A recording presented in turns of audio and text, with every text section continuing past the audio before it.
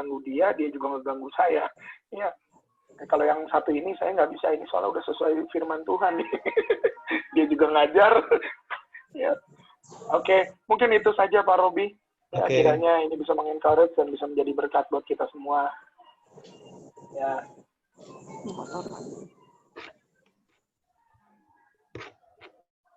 Ya, silakan Pak Robi. It looks like rain again today.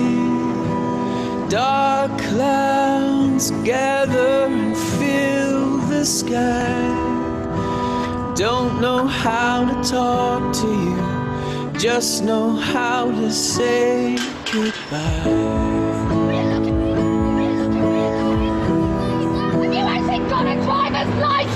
I don't think so. Did you see his back there? Go back where you came from. I understand. Go back where you came from. You don't know anything to me.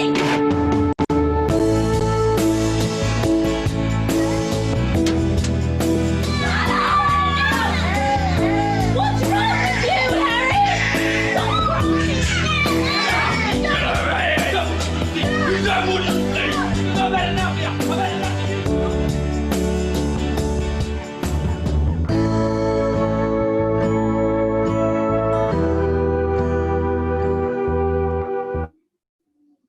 Ya, saudara-saudara, apa yang kita saksikan tadi, coba kalau Kur lihat tadi video itu, dapat apa Kur? Di unmute dulu itunya. Oke. Ya, silakan. Ya. Video yang tadi. Suaranya keluar nggak? Keluar. Oke. Aku lihatnya apa yang dilakukan sama orang tuanya itu yang dilakukan sama anaknya. Betul. Dicontoh sama anak. Jadi anak ikutin apa yang orang tua lakukan. Iya. What shouldn't see, shouldn't do. Itu buatan orang Australia itu berapa tahun lalu, itu menyentuh hati aku. Dan tadi kita nonton. Dan biar pesan ini juga kita bisa pahami ya. Makanya hari ini tema kita karakter building nih. Jadi pembentukan karakter, tapi fokusnya adalah peran orang tua ya.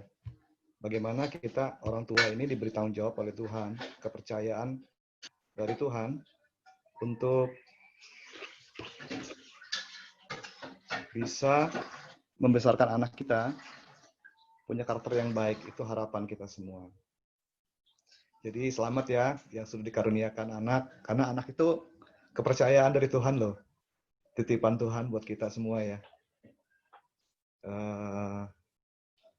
Oke, udah muncul ya. Peran orang tua dalam pembentukan karakter anak. Nah, karakter itu apa sih?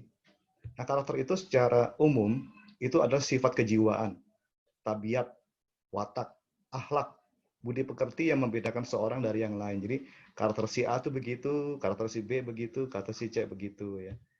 Nah, jadi karakter itu adalah sifat watak. Nah, karakter itu dibentuk, saudara-saudara. Lalu karakter building itu apa? Pembentukan karakter, yaitu suatu proses pembentukan dengan memahat, mengukir jiwa seseorang sehingga menjadi unik, menarik, dan berkualitas. Nah, yang menarik adalah kata karakter itu dari bahasa Latin. Dan arti karakter, karaktere, itu pahatan, ukiran. Jadi jiwa kita ternyata diukir, dipahat lewat suatu proses pembentukan. Jadi anak kita, atau jangan anak kita dulu, diri kita ya. Saya punya karakter seperti ini saat ini adalah hasil seperti proses pembentukan. Lewat pemahatan, pengukiran gitu. Anak kita juga sama.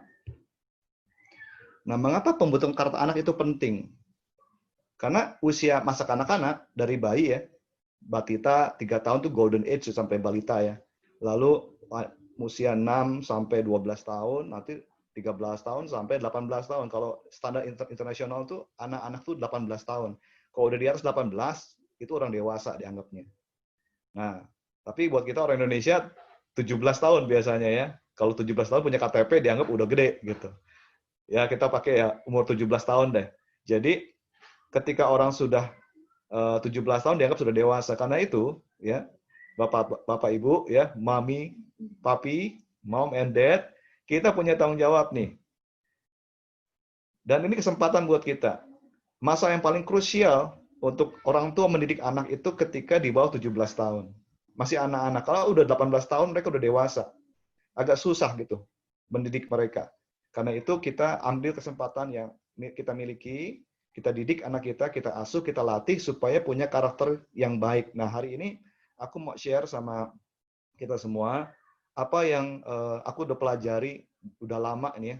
Saya juga ikut sama Pak Kosatria tuh waktu tahun 93 itu Bill Gothard. Bagaimana kita didik anak gitu ya. Jadi, Kakak, aku mau kuatkan hatimu. Aku juga dulu belajar didik anak waktu sebelum merit. Jadi, aku sadar bahwa jadi orang tua itu ada tanggung jawab, aku mau didik anak-anakku dengan baik gitu ya. Nah,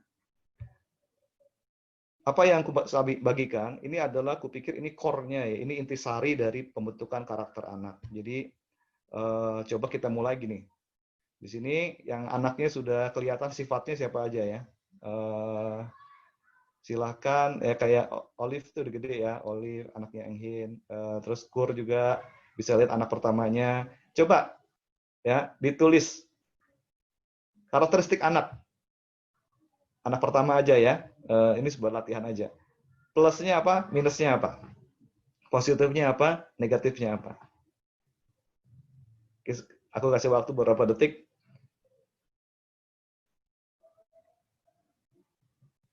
Apa positif dari anak pertama, sifatnya, karakteristiknya, lalu negatifnya apa? Udah? Oke. Nah, next. Sekarang karakteristikmu, karakteristik Anda. Positifnya apa? Negatifnya apa? Nah, siapa yang menemukan karakteristik anak dengan karakteristik dirimu sama? Ada? Boleh kasih tanda di itunya, di Zoom-nya? Yang menarik adalah ada sifat-sifat ya yang kita lihat kok sifat saya ada di Joya ya gitu. Sifat saya ada di Joya, ada di Krista gitu. Nah, itu menunjukkan ternyata karakter itu ada yang diwariskan. Dan memang itu kebenaran ya. Secara saintifik juga sudah dibuktikan bahwa karakter itu terbentuk dari DNA salah satunya ya. Jadi karakter terbentuk dari pertama DNA, bawaan lahir. Nah, itu disebut temperamen. Jadi temperamen itu adalah sifat seseorang yang diperoleh dari DNA, ya, faktor keturunan. Itu bisa dari ayah ibu, kakek nenek, buyut, itu bisa turun tuh sifatnya. Nah, kemudian temperamen itu selain dari bawaan lahir juga pola model. Jangan pernah pikir masih bayi itu nggak tahu ngerti apa-apa. Salah itu. Bayi itu melihat, ya kita seringkali terkecoh ke masih kecil nggak ngerti apa-apa. Justru ketika batita sekalipun, mereka tuh melihat model. Bapak emaknya kayak gimana, orang sekitarnya seperti apa. Maka itu hati-hati sekali kita bersikap ya, berkata atau berperilaku di depan anak kita. Karena mereka meniru. Contoh di Alkitab lah. Bahkan dalam kandungan sekalipun, ketika Maria yang mengandung Yesus itu menjumpai Elizabeth yang mengandung Yohanes Pembaptis, apa yang terjadi di dalam perutnya Elizabeth ketika Maria datang? Bayi Yohanes Pembaptis itu melonjak kegirangan. Alkitab bilang begitu. Padahal si bayi itu kan nggak ngelihat ya. Tapi itu kebenaran bahwa manusia itu punya spirit, punya roh. Jadi manusia itu punya sense gitu. Jadi jangan pernah kita anggap anak kita masih bayi, masih 3 tahun, 4 tahun, belum ngerti. Jangan. Kita harus mengerti bahwa anak-anak kita ini meniru pola model. Ya, saya masih ingat ketika anak saya masih kecil, saya punya pembantu kan, asisten rumah tangga. Suatu hari Joya pakai kerudung dan ikut-ikutan sujud. Waduh, gimana ceritanya nih? Bapaknya pendeta kok anaknya begitu gitu ya. Tapi itu kami menyadari bahwa ternyata anak tuh meniru, ya nggak apa-apa lah ya. Itu hal yang baik juga kan, itu suatu ibadah, suatu postur di mana orang bisa berdoa gitu. Tapi itu contoh bahwa anak kecil tuh meniru sekali. Gitu. Ini temperamen itu dari DNA, dari pola model, dan juga faktor X ya. Faktor X itu ya kedaulatan Tuhan lah ya. Makanya kenapa ada orang karakteristik tertentu ya. Ada yang bahkan ya kita lihat misalnya anak yang spesial, anak yang khusus gitu ya. Kita sebut itu anak yang spesial. Itu punya temperamen khusus. Nah, kemudian karakter itu terbentuk dari pola asuh. Nah, ini yang kita harus sadari bahwa bagaimana kita mengasuh anak kita. Ya, bagaimana pola asuh ayah, pola asuh ibu itu membentuk karakter seseorang. Lalu pendidikan. Belajar apa kita? Siapa yang ngajar kita? Guru kita siapa? Itu sangat mempengaruhi karakter. Karena itu, ya, mom and dad, kalau nanti mensekolahkan anak, please search dulu ya, selidiki ya, sekolahnya bagus apa enggak gitu. Saya menyarankan lebih baik sekolahnya kalau bisa punya pembentukan karakter nilai-nilai Kristiani. Gitu ya. Jangan kita terkecoh dengan ini sekolah mahal pasti bagus, belum tentu ya. Coba search dulu gurunya siapa, kurikulumnya seperti apa, penekanan ada karakternya gimana gitu ya. Karena pendidikan itu sangat mempengaruhi karakter anak. Lalu juga keyakinan ya, belief, kepercayaan yang dimiliki anak itu akan mempengaruhi karakternya. Kalau anak itu dibesarkan dengan pemahaman bahwa kalau kamu itu mau berarti, kamu harus jadi juara. Gitu. Kalau dia yakin seperti itu, dia akan terbentuk menjadi orang yang kompetitif. Sampai tua pun akan kompetitif. Gitu. Motivasi juga membentuk karakter. Apa yang mendorong orang akan mempengaruhi orang untuk melakukan perilakunya sehari-hari. Dan itu karakter terbentuk juga dari motivasi. Jadi, ya ada 5 faktor yang membentuk karakter anak. Yang pertama adalah temperamen. Ya, sama-sama supaya ingat ya. 1, temperamen. Itu bawaan lahir, pola model, juga faktor X ya. Pola asuh, ayah ibu. Bisa juga kakek nenek, kalau di rumah ada kakek nenek ya. Nanti makanya materi ini bisa di-share-kan juga pada kakek nenek, kalau seandainya di rumah ada kakek nenek. Karena ayah ibu, kakek nenek harus sepakat nih dalam pola asuhnya. Kemudian pendidikan, itu bentuk karakter orang. Keyakinan, dan juga motivasi. Nah, apa yang perlu dibangun? Karakter apa yang perlu dibangun ketika usia dini? Karakter yang dasar itu adalah sikap dapat dipercaya, trustworthy. Kalau kita punya anak ya, masih balita gitu ya, usia anak SD gitu ya, di bawah 12 tahun, itu kita harus berupaya bagaimana anak kita bisa punya karakter sifat dapat dipercayai, trustworthy. Gitu. Kemudian karakter dasar bisa menghormati orang lain, menghormati ayah ibunya, menghormati kakaknya, menghormati orang lain. Kemudian karakter dasar bertanggung jawab, diajar dia bertanggung jawab, belajar untuk mainannya harus diberesin ya. Kemudian kalau bisa bangun tidur terus mandi, tidak lupa menggosok gigi sambil membereskan tempat tidurku itu ya. Itu harus diajari kayak gitu. Kemudian karakter adil. Kemudian peduli sama orang lain, punya kemampuan untuk bersosial, ya, nggak egois. Nah, keterampilan hidup yang harus dikuasai ketika anak kita masih 12 tahun tuh cara mengendalikan emosi. Kalau dia lagi moodnya nggak bagus, kita ajarin bagaimana dia kelola emosi. Sebab kalau anak kita tidak ajarkan mengendalikan emosi, pernah nggak ketemu anak yang teriak-teriak di depan umum gitu? Wow. Waduh, itu bikin stres orang tua itu ya. Yang kita mesti ajarin bagaimana dia mengendalikan emosinya. Terus bagaimana dia kreatif menyelesaikan masalah.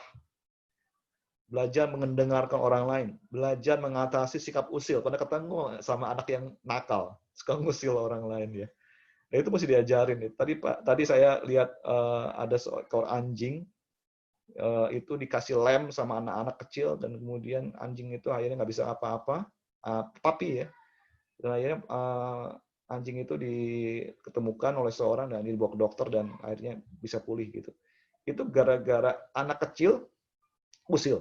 Itu bisa bikin susah makhluk lain gitu. Nah, kita mesti ajari anak kita juga keterampilan hidup mengatasi buruk sangka.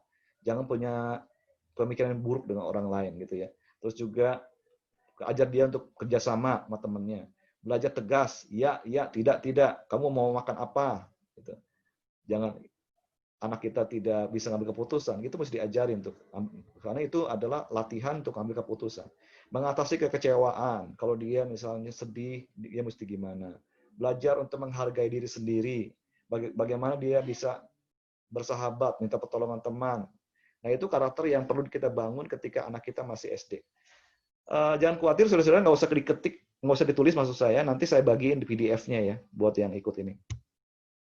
Kemudian kalau anak kita udah beranjak masuk SMP nanti, ya, kita perlu bantu anak kita punya karakter dapat dipercaya, menghargai, bertanggung jawab, adil, peduli, bermasyarakat, jujur, ya, integritas, berani dan rajin. Itu penting. Kalau anak kita malas, anak kita ini tukang bohong, anak kita ini maunya menang sendiri, nah repot, nanti udah gede juga susah. Terus keterampilan hidupnya apa? Cara hidup bertanggung jawab, mengembangkan penghargaan diri, diajar untuk menghargai diri sendiri, gak usah banding-banding orang lain, belajar melakukan yang benar, belajar menghormati orang lain, belajar menghadapi konflik, belajar menghindarkan kekerasan, jangan apa-apa main pukul gitu ya. Itu kita harus belajar ngajari anak kita mengembangkan nilai hidup, belajar mengatakan tidak pada narkoba, kepada alkohol. Dia harus belajar untuk menghormati dirinya sendiri, dia tidak hidup di dalam pergaulan tidak benar, tidak melakukan free sex. Nah, itu perlu diajar. Nah, mumpung ingat ya Bapak Ibu, kalau punya anak dikasih handphone, itu harap diperhatikan parental control-nya, ya. Karena seks itu kan merusak, ya, pornografi maksud saya, pornografi itu kan merusak otak kita. Jadi di otak kita ini ada namanya prefrontal cortex di depan ini, yaitu kemampuan untuk menganalisa, belajar, memilih, memutuskan gitu ya. Nah, kalau orang terpapar pornografi dari kecil, itu prefrontal cortex-nya bisa rusak. Itu sudah ada penelitian nih. Jadi rusaknya itu kayak otak yang terbentur karena kecelakaan lalu lintas gitu. Sehingga tidak berfungsi, menganalisa tidak bisa lagi, mengambil keputusan yang benar tidak bisa lagi. Jadi akhirnya yang ngambil keputusan adalah otak belakang, otak limbiknya. Hanya naluri saja. Makanya kita bisa lihat banyak orang-orang kok kelakuannya nggak benar gitu ya. Kayak binatang. Karena udah nggak punya lagi akal budi. Nah, jadi sikap terhadap seks ini kita harus ajarkan sejak dini. Dan hati-hati ya, Poppy Mommy. Kalau anak kita dikasih handphone, harap parental control. YouTube-nya kita batasi, lalu Play Store-nya juga ya, parental guide-nya gimana. Jadi nanti silakan dicek handphone-nya dan gadgetnya.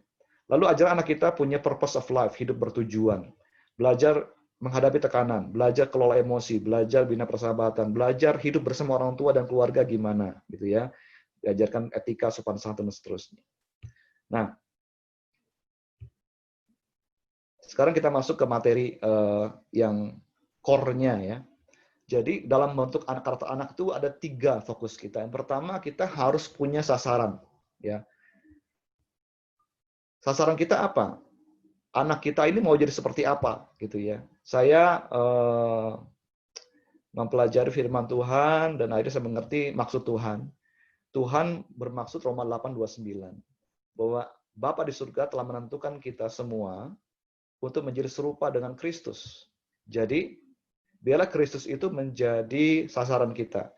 Jadi pembentukan karakter itu Kristuslah yang jadi sasaran kita. Bagaimana anak-anak kita ini punya karakter Kristus gitu. Ya. Nah, bagaimana caranya supaya anak kita ini punya gambaran Allah. Nah, itu harus tanamkan nilai-nilai. Nilai-nilai apa saja? Amsal 22 ayat 6 dikatakan, didiklah orang muda menurut jalan yang patut baginya, maka pada masa tuanya pun ia tidak akan menyimpang daripada jalan itu. Amin. Jadi, didikan masa muda itu mempengaruhi ketika nanti masa tua. Jadi kalau kita perhatikan banyak orang tua yang nggak bener hidupnya ya, karakternya buruk, itu kenapa? Karena didikan masa mudanya nggak bagus. Gitu. Nah, ada satu ayat firman Tuhan Yang akhirnya saya menyadari ini tanggung jawab kita sebagai orang tua ya.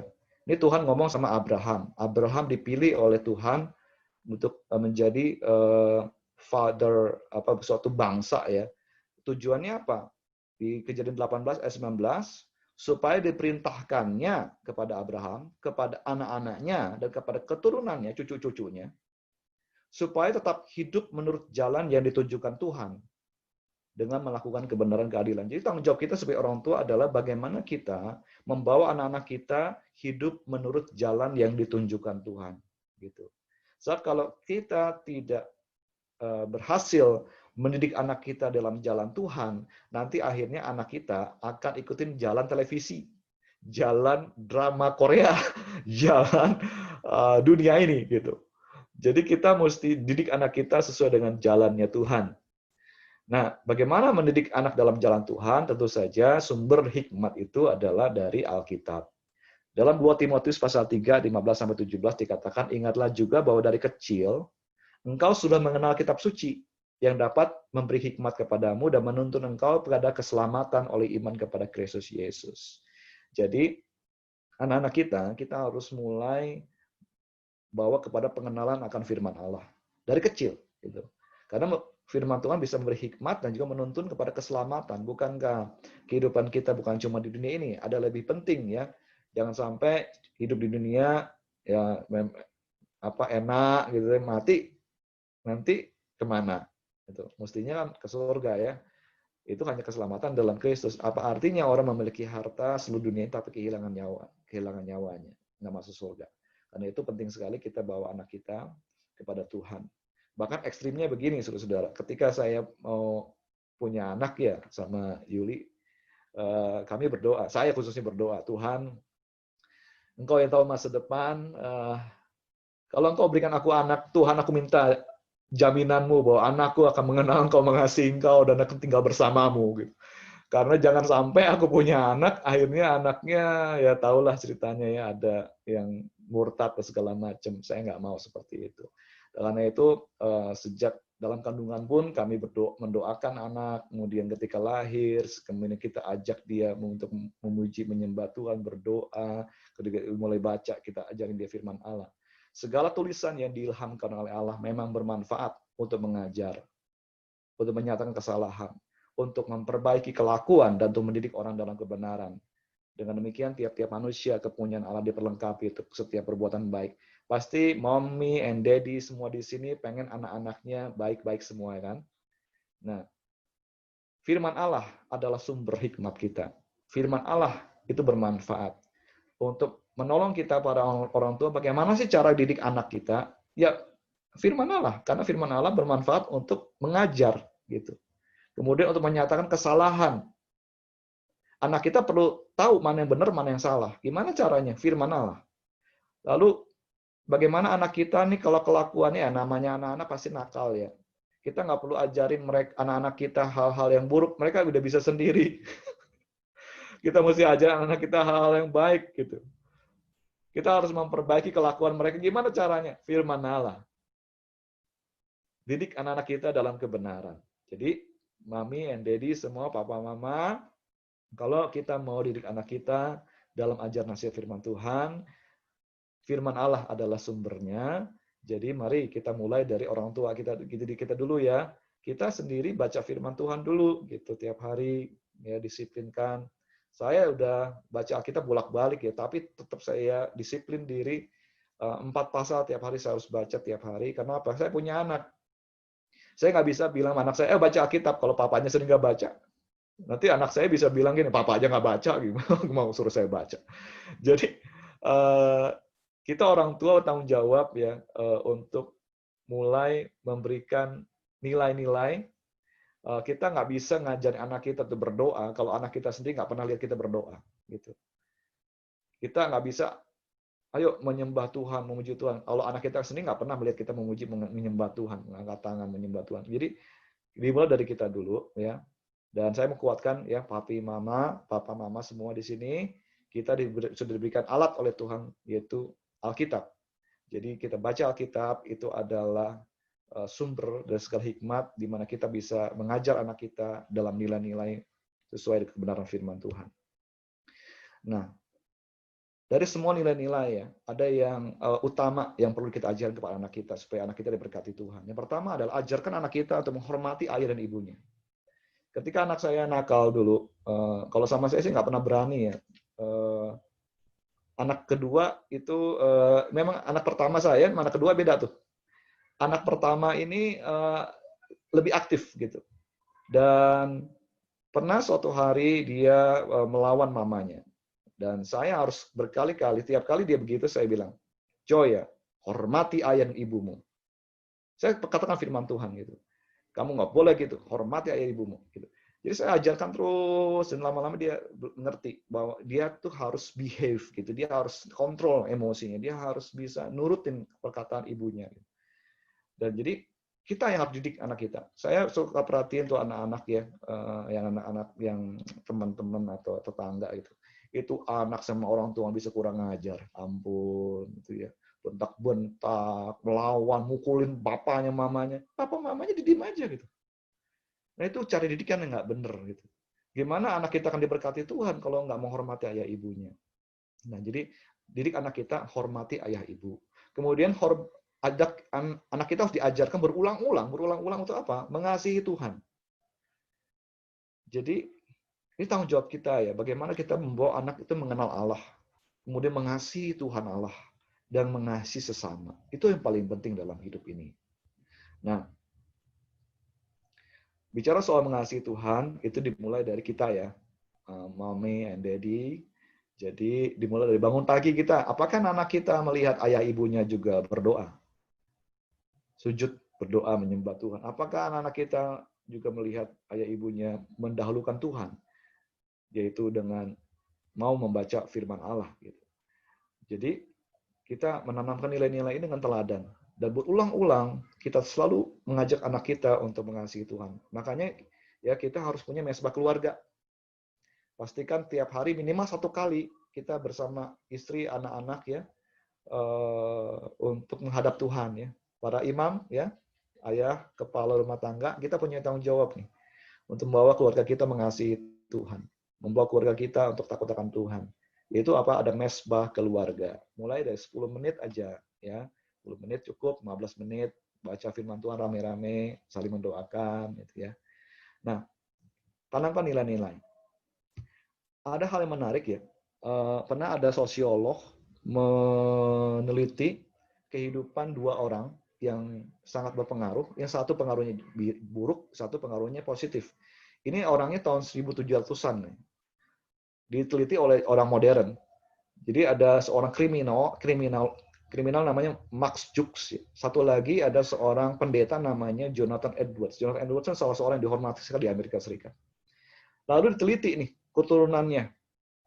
Yang menarik adalah mereka menemukan keturunan Max Jukes ini 440 orang hidup dalam pesta pora, 310 orang hidup menjadi gelandangan dan pengemis, 190 orang jadi WTS, pelacur, 130 orang jadi narapidana, residivis, 100 orang jadi pecandu minuman keras, 60 orang punya kebiasaan mencuri, 55 orang menjadi korban pelecehan seksual, 7 orang jadi pembunuh. Tidak satu pun keturunan Max Jukes yang memberi kontribusi kepada masyarakat. Secara kolektif keluarga ini telah merugikan kota New York $1.200.000 tahun itu, tahun 1700-an tuh, ya bayangin. Nah sekarang keturunan Jonathan Edwards itu 300 orang jadi pendeta, misionaris, satu guru besar di bidang teologi, 120 orang menjadi profesor di bidang akademik di universitas, 110 menjadi pengacara, lebih dari 60 orang menjadi pengarang buku yang bermutu, 30 orang jadi hakim, 14 orang jadi rektor universitas, banyak yang menjadi pemilik pabrik di Amerika, 3 orang menjadi anggota Kongres Amerika, 1 orang menjadi wakil presiden Amerika Serikat. Nyaris mustahil menemukan salah satu keturunan John Edwards yang tidak menjabat sebagai pemimpin utama dalam industri raksasa di Amerika Serikat. Melihat 2 orang ini ya, satu Max Jukes, satu Jonathan Edwards. Keturunan-keturunannya.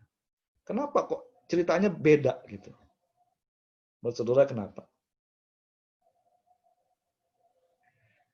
Saya percaya itu karena nilai-nilai. Nilai-nilai yang ditanamkan itu akan dituai suatu hari. Bukan hanya di generasi ini, tapi generasi kita. mendatang gitu, anak cucu kita. Makanya penting sekali ya Bapak Ibu kita menanamkan nilai-nilai kepada anak kita supaya apa? Anak-anak kita menjadi anak-anak yang baik. Kalau Tuhan Yesus belum datang juga, anak-anak kita nanti menikah, punya anak, cucu kita juga jadi baik gitu ya. Nah, itu dimulai dari kita, generasi kita gitu. Saya bukan dari keluarga yang baik-baik, Saudara. Maksudnya ya keluarga saya bukan keluarga mengenal Tuhan lah. Nggak tahu Pak Ayah Ibu saya cara didik anak gimana ya. Saya waktu lulus SMP aja udah nggak tinggal sama orang tua. Puji Tuhan saya kelas 3 SMA saya kenal Tuhan Yesus, saya bertobat lahir baru. Kemudian saya waktu menikah saya menyadari bahwa generasi saya itu harus mengenal Tuhan gitu.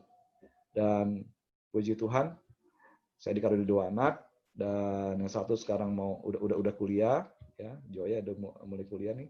Satu lagi kelas 2 SMA. Mereka mengenal Tuhan, mengasihi Tuhan. Buat saya itu kebahagiaan deh. Buat sebagai orang tua, bagaimana anak-anak itu hidup bertumbuh mengasihi Tuhan. Dan saya berharap juga anak-anak kita semua ya ikut di Zoom meeting ini, kita punya anak-anak yang baik-baik, mengenal Tuhan, mengasihi Tuhan, jadi berkat. Nah itu yang pertama ya saudara ya. Jadi kita harus tanamkan nilai-nilai. Nah yang kedua, yang saya mau share adalah soal pola asuh nih. Peran ibu adalah berlaku ramah, nurture ya, mengasihi, merawat anak, berikan kasih sayang, berbagi hidup. Ya, mulai dari ketika anak masih kecil juga kan ibu memberikan air susunya gitu. Share apa yang ada dalam diri ibu diberikan kepada anaknya. Itu membagi hidup. Peran ayah adalah menasihati, menguatkan, memberi instruksi. Nah, ada hal yang menarik ya. Saya belajar banyak soal parenting, lalu saya berusaha mencari tahu apa sih sebenarnya core-nya ya yang harus dimiliki, kemampuan apa sih harus dimiliki oleh ayah dan ibu gitu di dalam mendidik anak.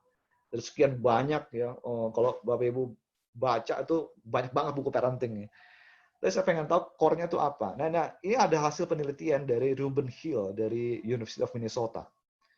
Dia sudah menyelidiki gitu ya. Dan ini hasil penelitian. Ternyata untuk pola asuh itu cuma 2 core-nya. Yaitu kita kalau didik anak kita itu perlu kasih satu, kedua disiplin. Coba perhatikan gambar ini. Ada angka 0 sampai 100. Nah, jadi makin ke kanan tuh makin disiplin tuh. Ya. Yang horizontal dari 0 makin ke kanan makin disiplin. 100 sampai angka 100 ya. Kemudian perhatiin yang vertikal dari angka 0 makin ke atas makin kasih. Oke. Nah, sekarang pola asuhnya. Kalau ayah dan ibu kurang mengasihi anaknya, kurang mendisiplinkan anaknya, orang tuanya lalai, kira-kira anaknya jadi apa sifatnya? Bisa tebak ya? Ada yang mau jawab? Silakan di-unmute.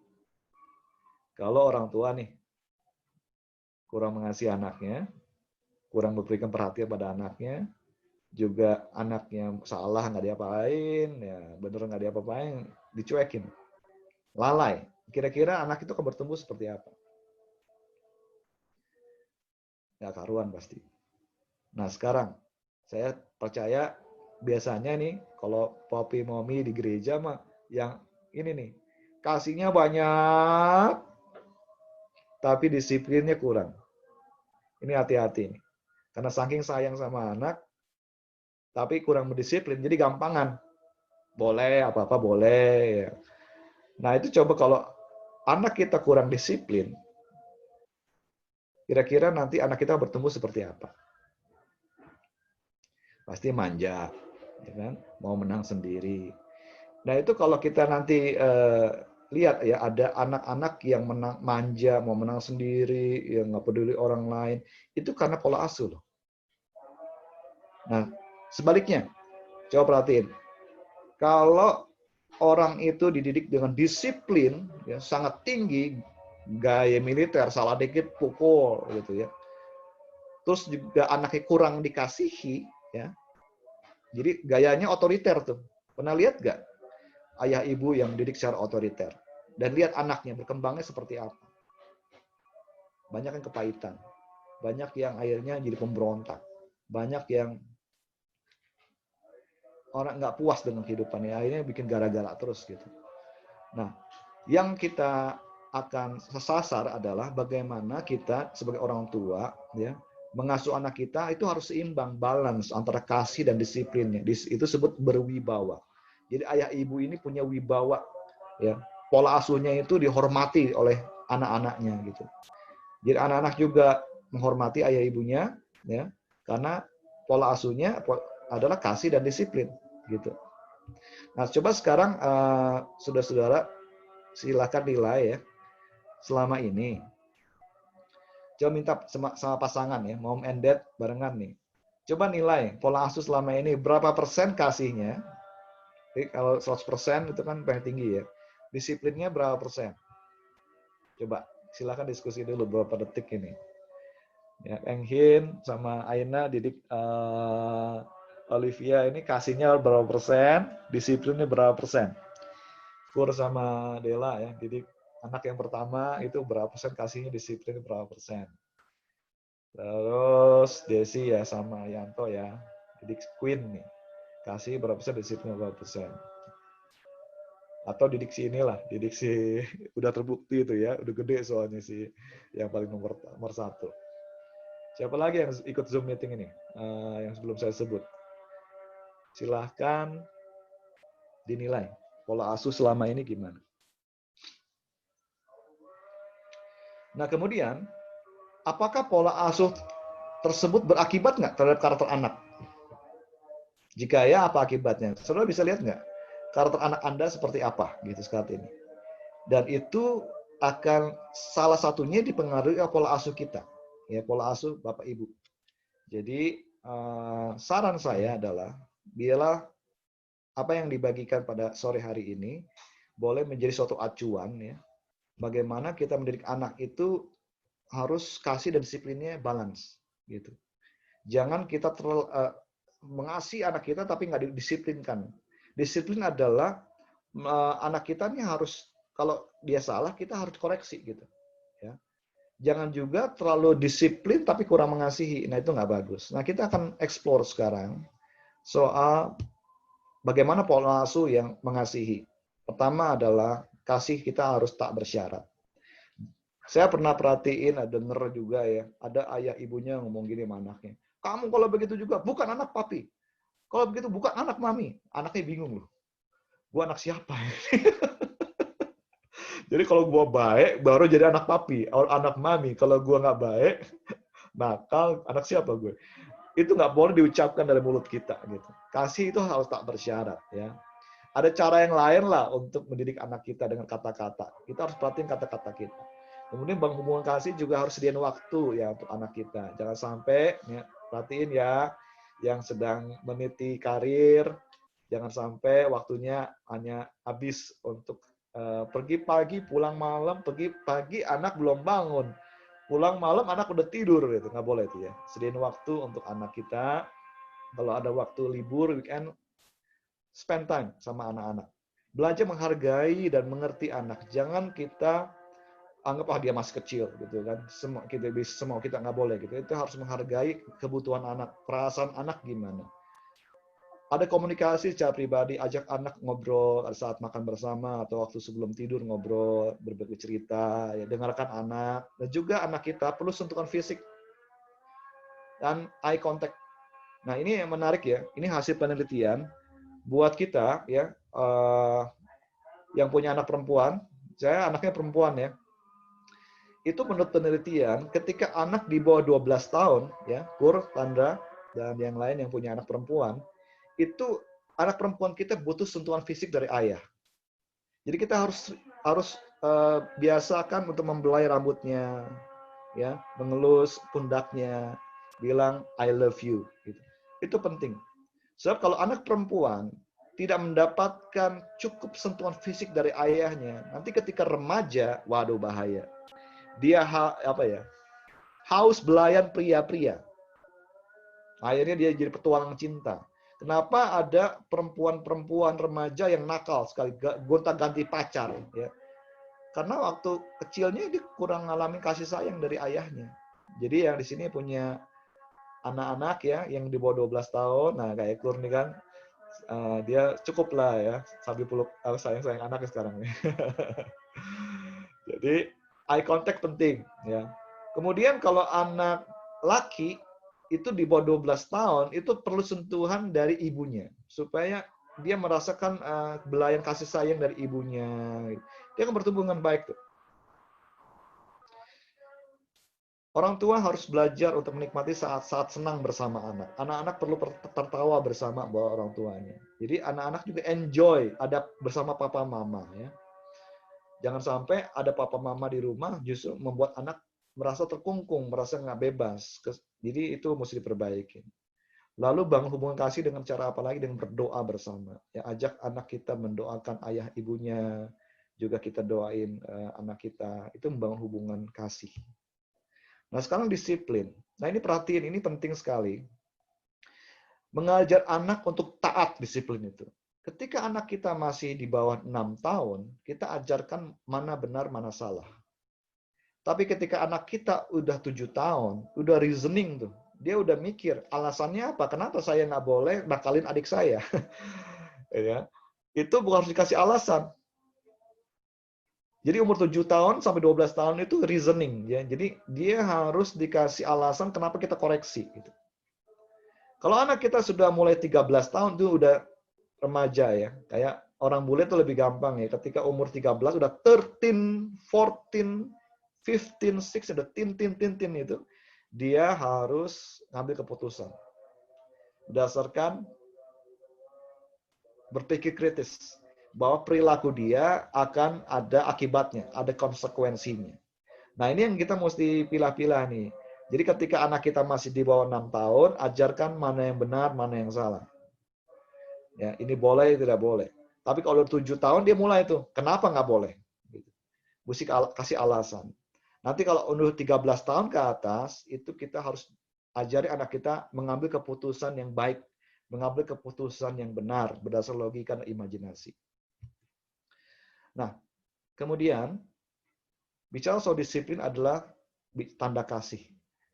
Di Amsal 3:11-12 dikatakan, "Hai anakku, janganlah engkau menolak didikan Tuhan, janganlah engkau bosan akan peringatannya, karena Tuhan memberi ajaran kepada yang dikasihinya seperti seorang ayah kepada anak yang disayangi."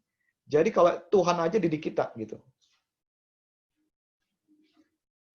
Jadi kalau kita sayang sama anak kita, kita didik anak kita. Harus disiplinkan anak kita. Nah, disiplin itu dengan cara apa? Nah, ini yang harus dipahami ya, mom and dad. Suami istri harus kompak. Maksudnya kompak gini. Jangan sampai ketika ayah disiplin anaknya, ibunya membela. Ya, jangan juga ketika ibunya lagi disiplin anaknya, ayahnya bela anaknya, nggak boleh tuh. Jadi ayah ibu harus kompak. Nah, satu lagi nih, ayah ibu sudah kompak, tapi ada kakek nenek. Nah, itu juga repot tuh. Ketika ayah ibu mau didik anak kita berlindung di kakeknya, neneknya yang sangat mengasihi. Nah, itu harus kompak deh, ayah ibu, kakek nenek, kalau ada kakek nenek di rumah ya. Gimana disiplin anak. Nah, yang harus dihindari saat mendisiplin adalah jangan pernah kita pikir anak kita akan tertib dengan teriakan. Anak kita nggak akan tertib jadi baik karena teriakan kita. Jadi nggak usah capek-capek berteriak-teriak ya, buang energi. Nggak usah juga mencerocos ya. Ngomong terus anak itu juga capek dengernya gitu. Jadi jelaskan saja bahwa kamu salah, kamu tidak boleh seperti itu, gitu ya. Nah, kemudian juga jangan juga kalau anak kita salah terus kita diamkan, tutup mulut. Jadi anak kita tahu berbuat salah nggak apa-apa, kok didiemin aja. Nah, jangan juga dengan kekerasan ya. Ini hati-hati ya. Kalau ada saudara-saudara dibesarkan kekerasan, jangan diulangi ya. Kita nggak boleh dengan kekerasan dari anak kita. Ya. Saya kalau disiplin anak, saya sadari saya udah pelajari ternyata di bagian tubuh kita manusia ada bagian yang tidak ada syarafnya, yang Tuhan sudah sediakan. Kalau kita pukul itu tidak akan terjadi apa-apa yang membahayakan. Yaitu di bagian mana? Bagian pantat. Jadi kalau pukul anak untuk disiplin, hanya boleh bagian pantat. Karena pantat itu cuma lemak doang. Ya. Jadi Kalau saya disiplin anak saya dulu, itu pakai koran aja. Koran saya gulung-gulung, kemudian saya spank anak saya, ceprot 3 kali. Karena dia nakal. Saya pastikan bahwa dia tidak akan mengalami cedera apapun gitu ya. Jangan sampai kita di sini anak kita cedera. Saya ngeri banget ya, ada orang tua pukul anaknya pakai kemoceng, pakai ikat pinggang, dan mukulnya nggak kira-kira. Ada yang ke tangan, ada yang ke kaki, ada bahkan kepala. Aduh, ada anak yang dipukul, ditendang, sama orang tuanya. Aduh, gila banget itu ya. Nah, itu jangan sampai terjadi. Jadi, kita harus kontrol diri kita. Kalau kita disiplin anak untuk supaya kebaikan anak, bukan untuk memuaskan emosi kita. Yang harus dihindari juga adalah jangan sampai inkonsisten. Jangan ketika anak salah, kadang-kadang dihukum, kadang-kadang nggak dihukum. Itu harus konsisten gitu. Salah ya harus dihukum. Gitu. Kalau baik ya kita puji. Gitu. Nah itu disiplinkan dengan kata dan tindakan. Yang harus dilakukan saat mendisiplin adalah, nah papa mama harus punya aturan di rumah. Punya aturan nggak sekarang? Ya, coba disepakati ya, mommy and daddy di rumah tuh ada aturan buat anak. Ya, kapan main, habis main gimana, apa yang harus dilakukan. Itu peringatan yang jelas. Minta pertanggungjawaban anak. Kalau anak kita masih balita ya, jangan perlakukan seperti anak yang udah SD, jangan. Kita harus leveling. Jadi kalau anak masih balita ya perlakuan seperti balita. Kalau anak kita SD, perlakuan seperti anak SD. Kalau anak kita sudah SMP, kita perlakuan sebagai anak SMP, gitu. Jadi minta pertanggungjawaban sesuai dengan tingkatannya. Itu papa mama perlu diskusi ya, berdua ya. Nanti habis pertemuan ini silakan ngobrol-ngobrol. Tentukan rules-nya di rumah tangga kita. Jangan permalukan anak di depan orang lain. Ini penting ya. Saya pernah perhatikan teman anak saya itu dimaki-maki di depan waktu masih SD itu ya. Di depan sekolah. Mamanya cecer tuh anak. Wah, apa. Waduh, nggak boleh kayak gitu. Itu menghancurkan jiwa anak. Jadi jangan pernah. Kalau kita marahin anak kita juga jangan di depan umum ya. Kita harus hargai anak kita juga. Kemudian kita beritahu bahwa papa mama tuh sedih kalau kamu seperti itu. Biar dia merasakan bahwa kalau kita mendidik, kalau kita mendisiplin itu karena kita mengasihi. Gunakan tongkat didikan saat diperlukan saja. Kalau anak kita tidak melakukan hal yang fatal, jangan dipukul. Cukup dengan kata-kata atau cukup dengan suatu bentuk disiplin yang lain yang silakan dirembukan. Kalau dulu sih saya, kalau Joya nakal tuh, Joya masuk kamarmu. Jadi saya strap dia masuk kamar aja, jangan ngapa-ngapain. Nggak boleh main, ngapa-ngapain, diam di rumah, di kamar, suruh mikir apa yang sudah dilakukan ini nggak benar. Gitu. Kalau nakalnya mulai melewati batas, baru saya pakai koran tuh untuk pantatnya supaya dia tidak mengulangi. Dan sambil saya kasih tahu kenapa papa pukul kamu. Setelah itu saya peluk anak saya doain dia. Itu penting. Jadi orang tua ya, kalau kita didik anak kita, kasih tahu alasan kenapa kita disiplin, lalu bilang bahwa papa sayang sama kamu, gitu. Dinasihati. Gitu. Harapkan pertobatan tulus dan kasih yang tak bersyarat. Jadi selalu kita bilang bahwa kita mengasihi anak kita. Ya. Jadi papa mama harus bilang sama anak ya, I love you. Gitu. Papa sayang kamu, mama sayang kamu. Itu penting. Anak kita butuh kata-kata itu. Butuh sentuhan, butuh perhatian dari kita. Oke, aplikasi praktisnya adalah ya kalau anak kita sudah bisa diajak ngobrol umur 6 tahun ya udah mulai ada bisa. Coba tanya sama anak, kamu merasa disayang nggak sama papa mama? Suruh dia ngomong gitu. Ya, dia punya rasanya gimana kalau ada papa mama dekat kamu. Nah itu kita bisa evaluasi. Ya. Bagaimana anak kita punya rasa aman nggak kalau ada papa mamanya? Apakah anak kita merasa dicintai nggak gitu oleh papa mamanya? Itu mesti ada keterbukaan ya. Yang berikutnya, yang ketiga ya. Jadi yang pertama tadi kalau kita mendidik anak kita, peran orang tua dalam bentuk karakter anak yang pertama apa? Satu, target sasaran ya. Tanamkan nilai-nilai. Yang kedua yaitu pola asuh. Nah, pola asuh itu kita harus balance, harus seimbang antara dua hal, yaitu kasih dan disiplin. Yang ketiga adalah cara kita hidup. Jadi harus jadi model, harus jadi teladan. Bagaimana cara hidup orang tua, nilai-nilai keyakinan yang dianut, yang dihidupi, itu kita bagikan pada anak kita. Ya. Saya pernah ketemu orang tua yang sambil ngerokok gini.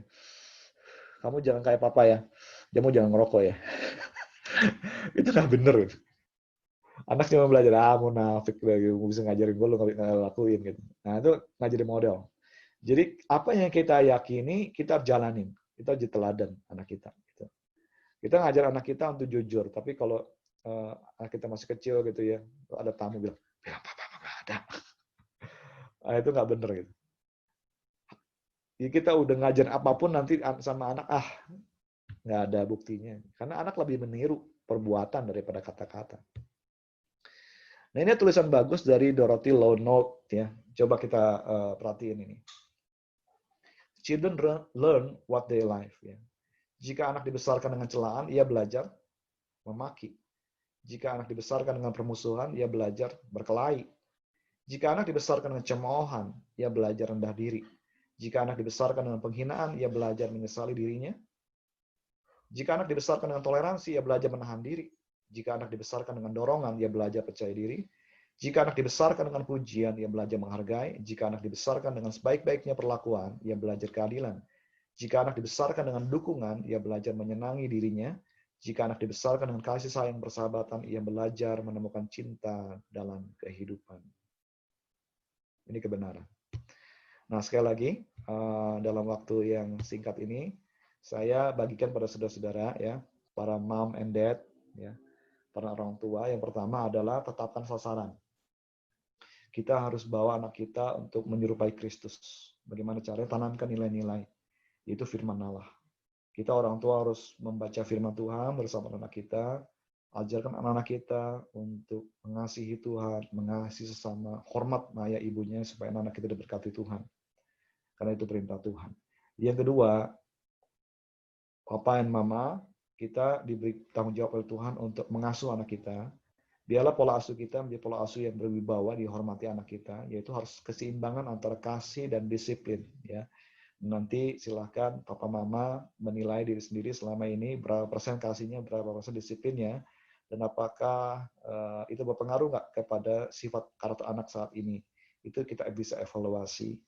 Yang ketiga adalah tentu saja kita harus jadi model, jadi teladan buat anak-anak kita. Baik, itu saja mom and dad yang saya bisa share pada